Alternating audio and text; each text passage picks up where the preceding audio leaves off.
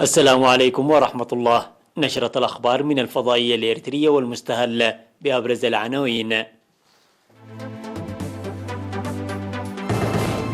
إصابة 6 مواطنين بفيروس كورونا اليوم.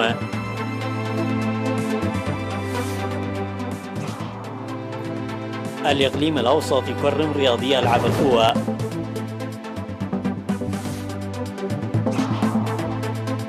جهود لتعزيز دور أولياء الأمور لتحقيق جودة التعليم في إقليم عنسبة.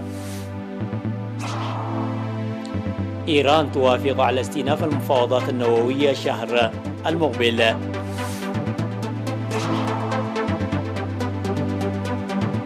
بايدن يتعهد بدعم الدول جنوب شرق آسيا في الدفاع. العاهل الأردني يثمن دعم ألمانيا لبلاده بنحو نصف مليار دولار. أهلا بكم. إعلان وزارة الصحة. أعلنت وزارة الصحة أن الفحوصات المخبرية التي أجريت اليوم في مركز العزل والفحص في إقليمي الأوسط وجنوب البحر الأحمر أظهرت إصابة 6 مواطنين بفيروس كورونا، وظهرت 3 من الإصابات في أسمرة في الإقليم الأوسط، 2 منها في مراكز العزل وواحدة في مركز الفحص، و3 إصابات في عصب بإقليم جنوب البحر الأحمر. في غضون ذلك شفي مواطنان من إقليم جنوب البحر الأحمر بعد تلقيهم الرعاية الصحية في المستشفيات. وبهذا بلغ عدد المصابين بفيروس كورونا في البلاد حتى الآن 6806، شفي منهم 6721 وتوفي 45 مريض، فيما لا يزال 40 مريضا يتلقون العلاج في المستشفيات. وزارة الصحة 28 من أكتوبر لعام 2021.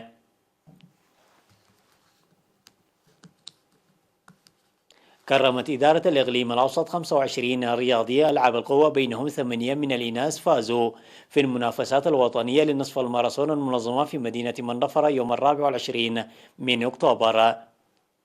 وأوضح مسؤول الثقافة والرياضة في الإقليم الأوسط السيد اندرياس أسمورون في مراسيم التكريم اليوم 28 من أكتوبر أنه إضافة إلى الإنجاز الذي حققه الإقليم الأوسط في المنافسة، فإن العداء الأولمبية نازري تولو حسنت من رقمها الوطني مقدما تهنئة لها.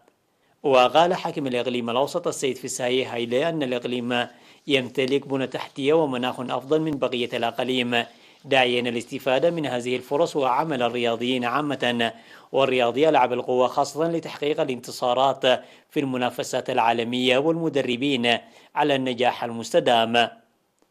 وقدمت العداء نازري تولو كأس منتخب الإقليم الأوسط في المنافسة إلى حاكم الإقليم السيد فساي هايلي.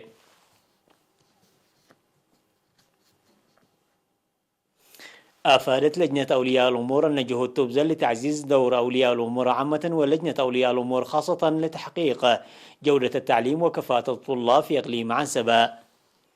وأوضح أعضاء لجنة أولياء الأمور أن العملية التعليمية ليست مسؤولية المعلمين والمدرسة فقط، وإنهم يسعون لمتابعة أنشطة الطلاب في الفصل وحل المصاعب دون الاقتصار على متابعة وتوجيه الطلاب وتصحيح وتشجيع المعلمين وتحسين البنى التحتية للمدارس. وذكروا بأن عملهم لم يكن له علاقة مباشرة بالطلاب سابقا، لكنهم يعملون حاليا لإحداث تغيير نوعي بإقامة اللجان المصقرة. وأفادوا بأن هدفهم الأساسي متابعة الطلاب للتعليم باهتمام وخروجهم بكفاءة، وسينشطون بالتفاهم مع المعلمين والمدارس وأولياء الأمور لإحداث تغيير إيجابي. ودعا مدراء مدرستي لا سالة ودار السلام في مدينة كرن لانتخاب لجنة أولياء الأمور بالتدقيق فيهم لدورهم الكبير في العملية التعليمية وتعاون المدارس والمعلمين معهم ومساعدتهم.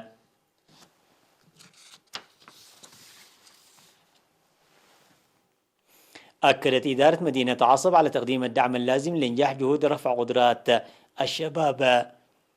وأوضح مدير المدينة سيد تسفاي زراي في مناسبة تخريج شباب تلقوا تدريب أن مستقبل الوطن يرتكز على شباب فاعل كفو ذو رؤية، ويدعمون جهود الاتحاد الوطني للشباب والطلبة لتأهيل وتدريب الشباب. وقال إن تقوية برامج تنظيم وتوعية الشباب ليست مسؤولية الاتحاد وحده، مؤكدا على تقديم إدارة المدينة كافة جوانب الدعم واهتمام لجنة أصدقاء الشباب ولجنة تنسيق مؤسسات الحكومة والجبهة في قضايا الشباب. وتضمن التدريب الذي استمر من 3 أشهر إلى 6 أشهر تقنية الحاسوب وتصفيف الشعر والمونتاج والجرافيكس والتبريد والتكييف.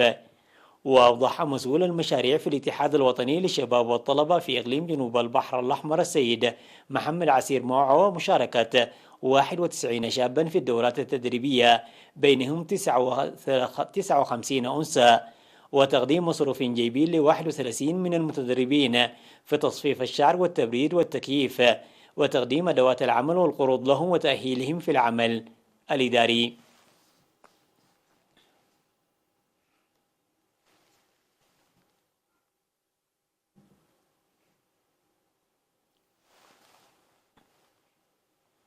قام طلاب كلية التجارة والعلوم الاجتماعية في عدغية بحصد مزارع أسر الشهداء بالنفير.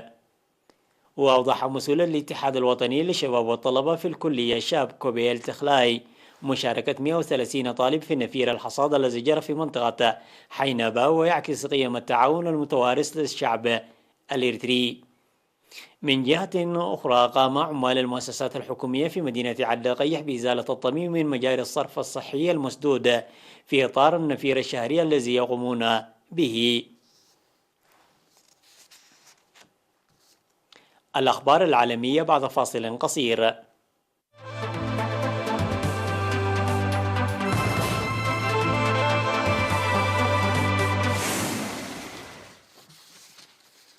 حضت الولايات المتحدة الأمريكية طهران على إبداء حسن النوايا والمسارعة إلى إحياء الاتفاق المبرم حول النووي الإيراني، بعدما أعلنت الجمهورية الإسلامية أنها ستعود الشهر المقبل إلى المفاوضات التي تعقد في فيينا. ووافقت إيران على استئناف المفاوضات النووية الشهر القادم مع الدول الغرب، حسب ما أعلن نائب وزير خارجيتها بعد محادثات مع وسطاء من الاتحاد الأوروبي في بروكسل. ولا يزال يتعين على الأطراف الأخرى المشاركة في المحادثات التي تشمل مفاوضات غير مباشرة بين الولايات المتحدة وطهران إعلان تأكيد العودة إلى طاولة التفاوض.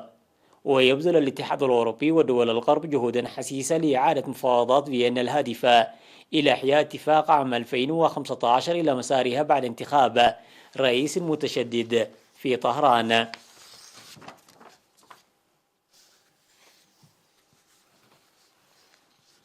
قال الرئيس جو بايدن أن الولايات المتحدة ستقف إلى جانب حلفائها في جنوب شرق آسيا في الدفاع عن حرية الملاحة البحرية، وأنه يدعم الجهود الرامية إلى محاسبة المجلس العسكري في ميانمار فيما يتعلق بالتزاماته بإحلال السلام في البلاد.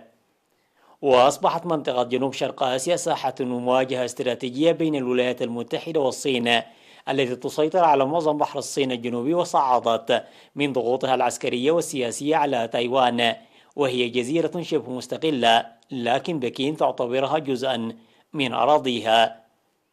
وانضم بايدن إلى زعماء جنوب شرق آسيا في توبيخ المجلس العسكري في ميانمار، حيث افتتحت قمة رابطة دول جنوب شرق آسيا آسيان دون ممثل عن الدولة بعد استبعاد القمة لقائد المجلس العسكري بسبب تجاهل مقترحات السلام. وقال بايدن في القمة التي عقدت عبر الإنترنت أن الولايات المتحدة تشعر بقلق بالغ إزاء الإجراءات التعسفية والاستباقية التي تتخذها الصين عبر مضيق تايوان، وهو ممر مائي يربط بين تايوان والبر الرئيسي.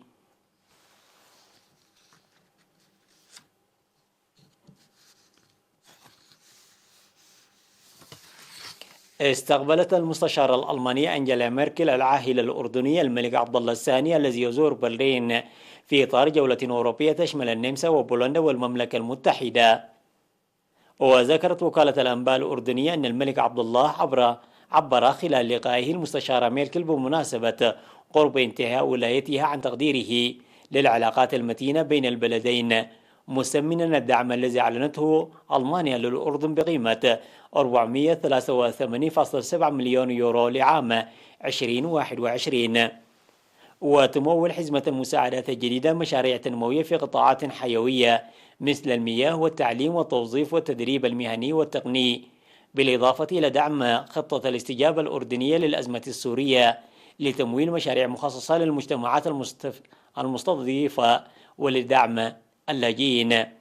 وخلال مؤتمر صحفي مشترك أشاد الملك عبد الله بالعمل مع المستشارة ميركل خلال فترة حكمها التي امتدت أكثر من 15 عاما، إذا شهد البلدان شراكة قوية بنيت على الالتزام بالعمل لإحلال السلام العالمي والاستقرار.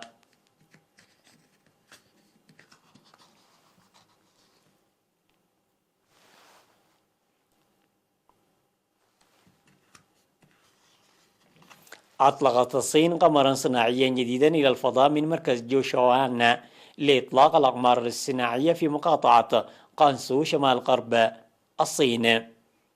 وافادت وكالة الأنباء الصينية بأنه تم إطلاق القمر الصناعي جيليان 1 جوفون 02 اف على متن صاروخ حامل من طراز كواتشو 1 اي، ودخل إلى المدار المخطط له. وهذه المهمة تعد رقم 12 لسلسلة الصواريخ الحاملة من طراز كواتشو 1 اي.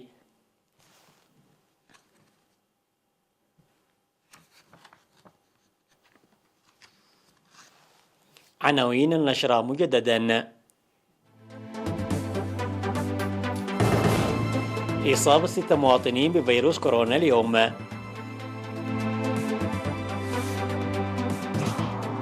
الإقليم الأوسط يكرم رياضي ألعاب القوى.